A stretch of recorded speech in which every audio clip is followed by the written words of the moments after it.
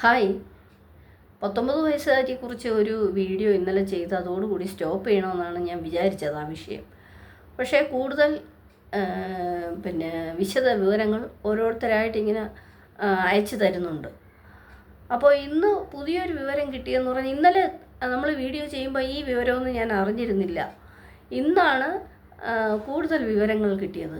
അപ്പോൾ ഇന്നലെ ഈ പെൺകുട്ടി ശുചിമുറിയിൽ ചെന്ന് പ്രസവിച്ച് കുഞ്ഞിനെ ജനാലയിൽ കൂടി വലിച്ചെറിഞ്ഞത് മാത്രമല്ല ചെയ്തത്, അവൾ കുഞ്ഞിൻ്റെ പൊക്കിൾ കൊടി വലിച്ചു പൊട്ടിച്ചു. നിങ്ങളൊന്ന് ഓർത്തു നോക്ക്, ജനിച്ച് ഇങ്ങോട്ട് വന്നില്ല, അതിനു മുമ്പേ ആ ഒരു പൊടി കുഞ്ഞ് എന്തുമാത്രം വേദനയാണത് സഹിച്ചത്. ഇവളൊരു അമ്മയാണോ? അല്ലെങ്കിൽ ഇവളെ ഏത് വിഭാഗത്തിൽ കൂട്ടാം?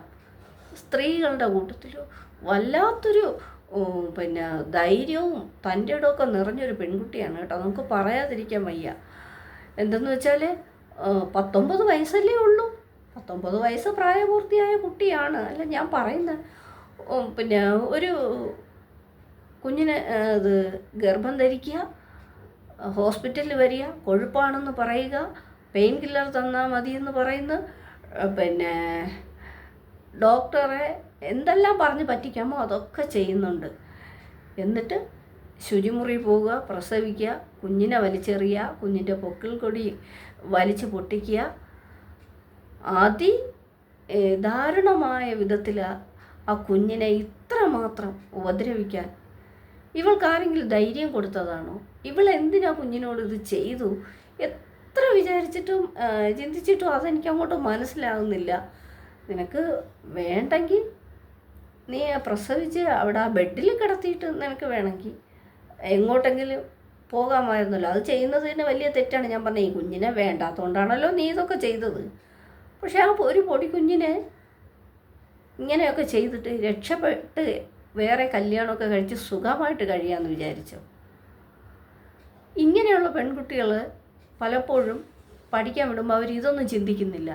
എവിടെയെങ്കിലും ആരെങ്കിലും ഒരാളെ പ്രണയിക്കുക, അവരുടെ കൂടെ ചുറ്റി നടന്ന് പ്രഗ്നൻ്റ് ആകുമ്പോൾ ഈ പയ്യന്മാർ കയ്യേക്കാതെ വരുമ്പോൾ അവർക്ക് അവരുടെ മുമ്പിൽ ഒരു പോംവഴിയുള്ളൂ: കുഞ്ഞിനെ പ്രസവിക്കുക, കുഞ്ഞിനെ കൊല്ലുക, അല്ലെങ്കിൽ എങ്ങനെയെങ്കിലും അബോർഷനായാൽ മതി എന്നൊരു ചിന്ത അവരുടെ ഉള്ളിൽ ഇങ്ങനെ ഉണ്ടായിക്കൊണ്ടിരിക്കും. അബോർഷൻ ഇപ്പോൾ ഹോസ്പിറ്റലിൽ അങ്ങനെ നടക്കാത്തതുകൊണ്ട് അവർക്ക് വേറെ വഴിയില്ല, പ്രസവിക്കുകയേ വഴിയുള്ളൂ. അപ്പോൾ അവരുടെ മുന്നിൽ പ്രസവിച്ച് കുഞ്ഞിനെ കൊല്ലുക, അതാണ് അവർ ധരിച്ചു വെച്ചിരിക്കുന്നത്. എന്നിട്ട് അവർക്ക് ഈ ലോകത്ത് പിന്നെ വേറെ കല്യാണം കഴിഞ്ഞ് സുഖമായിട്ട് ജീവിക്കാമെന്നുള്ള അവരുടെ തെറ്റിദ്ധാരണയിൽ നിന്ന്, കുഞ്ഞാണല്ലോ ശല്യം, കുഞ്ഞിനെ ഇല്ലായ്മ ചെയ്താൽ പിന്നെ അവർക്കൊന്നും പേടിക്കേണ്ടെന്ന് അവർ വിചാരിക്കും. പക്ഷേ ഉയരത്തിലൊരാളിരിപ്പുണ്ട് ഇതെല്ലാം കാണുന്നത്. ആ ആളുടെ കണ്ണു വെട്ടിക്കാൻ നിങ്ങൾക്ക് പറ്റത്തില്ല. കാരണം എത്രയോ ആൾക്കാർ മക്കളില്ലാതെ ആറ്റുനോറ്റ് ഒരു കുഞ്ഞിക്കാല് കാണാൻ കാത്തിരിക്കുന്നുണ്ടാകും. എത്രയോ പേര് എടുത്ത് വളർത്തുന്നുണ്ടാകും. അങ്ങനെയൊക്കെ ഉള്ളവർക്ക് കുഞ്ഞുങ്ങൾ ജനിക്കുന്നില്ല. ഇങ്ങനെയൊക്കെ പോയി ഒന്ന് കാണിച്ച് ഓരോന്ന് കാട്ടിക്കൂട്ടിയിട്ട് വരുന്നവർക്കെല്ലാം കുഞ്ഞുങ്ങൾ ഇഷ്ടം പോലെ ഉണ്ടാവുകയും ചെയ്യുന്നു. അതാണ് വാസ്തവം. അത് എന്താണെന്ന് എനിക്ക് അങ്ങോട്ട് മനസ്സിലാവുന്നില്ല. ആ ഹോസ്പിറ്റലിൽ തന്നെ പ്രസവിച്ചിട്ട് ആ ബെഡിൽ വേണമെങ്കിൽ ആ കുഞ്ഞിനെ ഇട്ടിട്ട് എങ്ങോട്ടെങ്കിലും പോകാമായിരുന്നു, ആരെങ്കിലും എടുത്ത് വളർത്തുമായിരുന്നല്ലോ. കുഞ്ഞ് ശല്യമായോണ്ടാണല്ലോ കുഞ്ഞിനെ ഈ വിധത്തിൽ ഉപദ്രവിച്ചത്. വെറും നികൃഷ്ടയായ ഒരു സ്ത്രീയാണ് അവൾ. അമ്മയാണെന്ന് പറയാൻ എനിക്ക് മനസ്സ് വരുന്നില്ല. കാരണം അമ്മമാരുടെ ഗണത്തിൽ കൂട്ടാൻ പറ്റത്തില്ല. അമ്മയെന്ന് പറയുമ്പോൾ മക്കളെ വാത്സല്യത്തോടെ ചേർത്ത് പിടിക്കുന്നതാണ്. ആരുടെയെങ്കിലുമൊക്കെ കൂടെ നടന്ന് ഗർഭിണിയാവുമ്പോഴാണോ അയ്യോ വീട്ടിലറിഞ്ഞാൽ എന്ത് വിചാരിക്കും, എൻ്റെ വീട്ടിലും ചെല്ലാൻ വയ്യ, പയ്യനും കൈയേക്കുന്നില്ല, ഞാനിപ്പോൾ എന്ത് ചെയ്യാം? അതുവരെ നിങ്ങൾ എന്ത് ചിന്തിച്ച് നടക്കുമായിരുന്നു? ഇത്രയും മാസങ്ങളുടെ നീളം നിങ്ങളുടെ മുൻപിൽ ഇല്ലായിരുന്നു. അപ്പോഴൊന്നും നിങ്ങൾക്ക് ഉറച്ചൊരു തീരുമാനം എടുക്കാൻ പറ്റാതെ അവസാനം എല്ലാം കുഞ്ഞിൻ്റെ തലയിൽ കൊണ്ടുവയ്ക്കും. അതാണ് നിങ്ങൾ ചെയ്യുന്നത്. കുഞ്ഞാണല്ലോ ശല്യം, എന്നാൽ പിന്നെ അതിനെ നശിപ്പിച്ച് കളയാം. ഇങ്ങനെ ചെയ്യരുത്. നിങ്ങൾക്ക് എന്തെല്ലാം പോകാൻ വഴിയുണ്ട്.